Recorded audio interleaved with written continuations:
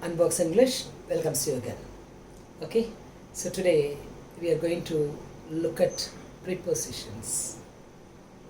Preposition has a very vital role to play in English.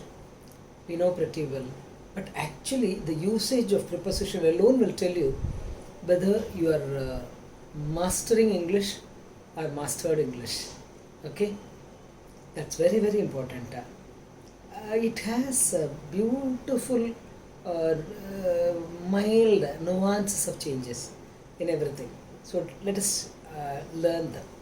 It's a big bundle, to list out a few, like on, in, from, far, off, okay, between, among, above, below, behind, beside, besides. Like this, you have umpteen. It goes on and on and on. But how to use them, where to use them will be significant. Okay?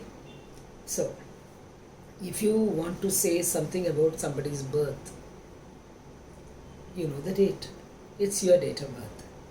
So, for example, if I have to say that I was born on 9th October, okay, 9th October 1956, for example, okay.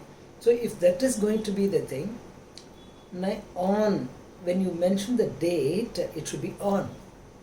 Or if you're going to mention the month alone, I was born in October, I was born in January, I was born in, or anybody else for that matter, okay.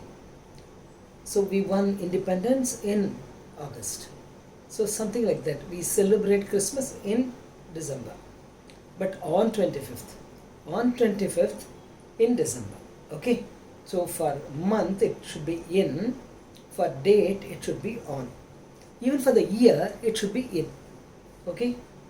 This happened. This treaty was signed in 1657 or something like that.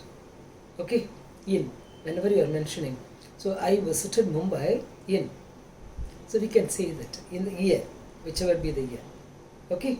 So for year it is in, for month it is in, for date it is on, for time.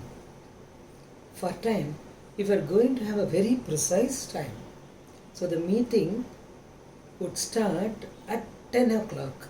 So you can say that if it is going to be very precise, make it at. Or if it is going to be other way, somewhere around that. So when you use the preposition by maximum by that time, we'll have it like that. By 5 p.m. the documents must be submitted. When you say that by, maximum limit is 5 p.m. Okay. So by will be used. By, of course, we have another context also, that is by so and so. Paradise Lost was written by Milton. Othello was written by Shakespeare, we say. Okay. So when you say that by, yaral, அப்படிங்கும்போது by we will be using. Okay. How did you come to this place? I came by work. நடந்தே வந்தேன். By work. So we'll be using for the mode, or maybe for the author, we'll be using that. Okay. So by is used in such context. At for precise things, or if any function is going to take place between two timings, no, naturally. So when you are going to say that, if this meeting is going to be held, or not necessarily meeting, maybe a course of action like a wedding or something like that. If the wedding is to take place between 9 a.m. and 10:30 a.m., so between should be followed by and, a conjunction, not anything else, between this time and that time. So in many papers and all, we see sometimes other prepositions. So let us not have any preposition. It is not between two, it is between and. Okay, between 9 a.m. and 10:30 a.m. Okay, let it be like this. This is very important. We have to bear it in mind. And similarly, the preposition between should be used only in one context, that is when the affair is between two people. Okay, when the involved people are only two, we'll be having this between. There is a beautiful understanding between the sisters. There is a very good understanding between the teacher and the student. Okay, if it is going to be a bigger group or maybe more than two, you should use the preposition as among, A-M-O-N-G. There is a beautiful cake, just imagine. So I just make two halves. One is given to you, one is with me. So the cake is shared between you and me. Or I make different cuts. Okay, maybe 24 pieces are there now. So I distribute among all the children. When I distribute like that, the cake is shared among all children. Okay, when it was shared between both of us, it was between. Okay, only for. So remember that also, please.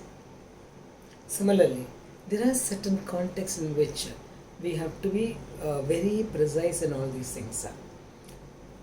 When we are talking about a bigger place, like maybe in Delhi, he was born in Delhi, in India. Okay, so we'll be talking like that, but this is not right. When we are giving a precise place, we should use at. So not two ins. Broader place will have in. The maybe the village or any such thing. He was born at this village. Some village. You name it some. So you must have some county or something like that. So you will be having at. Okay, at Shakespeare was born at Staffordshire in London. So we'll be saying in England. Okay, in England at Staffordshire. So we'll be having for the specific or maybe for the precise place, we'll be using at, and in for a broader place. So let us remember this also. Okay, this is for at and the usage of at and in. That is what we have to remember. And similarly, the word since, S-I-N-C-E, since, when we use this, unless and until we have perfect continuous. I have been waiting since 5 o'clock. I have been doing this work. She has been dancing since 6 o'clock in the morning. She has been dancing. The action gets continued. It's a perfect continuation. So when there is perfect continuous tense, usually since is getting used. Otherwise, even just from should do. I am waiting from, that is okay, but I have been waiting since. Okay, for durations we can use for. And all these are all small prepositions, single prepositions. There's no behind, below, above, all these things are there. When there is touch, what should you use? When there is no touch, what we have to use. Okay, so similarly, we can learn a lot about prepositions. When we do exercises, we learn a lot, and we have to do prepositional phrases also. So now what we have learned is only small prepositions. Okay, single prepositions. Okay, bye bye. Let us see you, please, as usual. Share it with your friends. Okay, subscribe and get benefited, please. Bye bye.